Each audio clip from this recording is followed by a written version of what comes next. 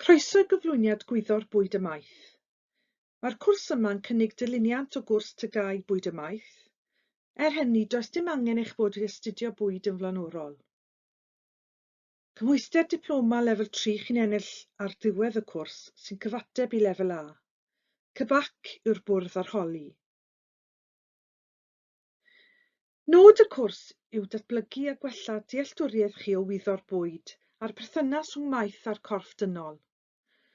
Mae'r pwnc yn berthnasol i amrywiaeth eang o broffesiynau a diwydiannau, gan gynnwys addysg, diwydiant bwyd, iechyd a gofal, lletygarwch ac arlwyo, feddygaeth a gwyddor chwaraeon. Mae yna phwyslais ar dasgau ymarferol yn y cwrs. Yn ystod y 2 flynedd, mae angen cwblhau 3 uned. 2 uned orfodol ac 1 opsiynol.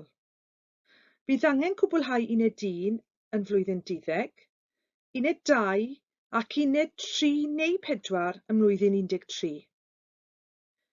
Yn gwmws fel cwrs lefel A, gellir gorffen y cwrs yn flwyddyn 12 ar ôl cwblhau uned 1 ac ennill cymhwyster dysysgrif mewn gwyddor bwyd a maith. Mae pwyslais uned 1 ar ehangu gwybodaeth chi o faith a datblygu sgiliau ymarferol. Mae'r uned yma'n cael ei asesu mewn 2 ffordd. Bydd angen cwblhau 1 darn o waith cwrs sy'n cynnwys paratoi a choginio pryd bwyd 3 gwrs i 2 berson sy'n ateb briff wedi osod gan cybac. Mae'r uned hefyd yn cael ei asesu yn allanol trwy arholiad ar ddiwedd blwyddyn 12. Hyd yr arholiad yw 90 munud.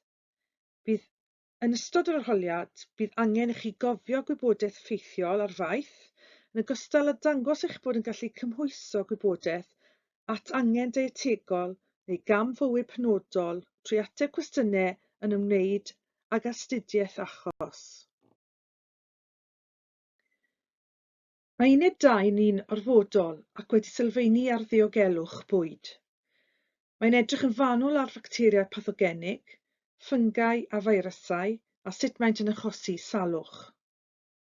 Bydd disgwyl i chi rhoi ffeil o wybodaeth at ei gilydd mwyn cwblhau asesiad a'n reolaeth sy'n cael ei osod gan cybac. Bydd gyda chi 3 wythnos i orffen yr asesiad ym mis Mai yn mlwyddyn 13.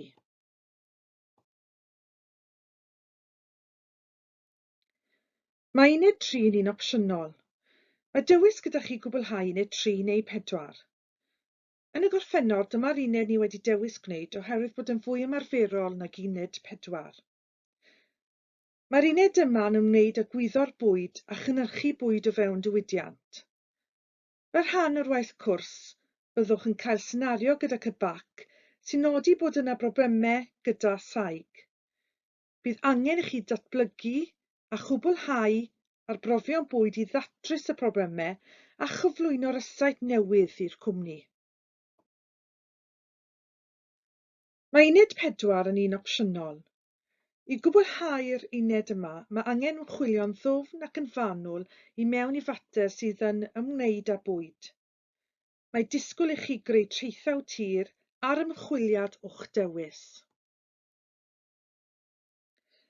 Ar ddiwedd y cwrs, byddwch yn cael ei difarnu â gradd rhagoriaeth seren, rhagoriaeth, teilyngdod neu lwyddiant, yn hytrach na graddau A, seren i E.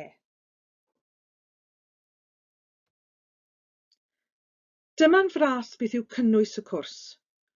Os fyddwch chi wedi mwynhau dysgu am wyddor bwyd y maith, gan penderfynu mewn gyrfa yn y diwydiant bwyd, mae modd i chi fynd ymlaen i'r brifysgol i astudio gwyddor bwyd neu faith ymhellach. Os oes unrhyw gwestiwn gyda chi, cofiwch gysylltu. Hwyl!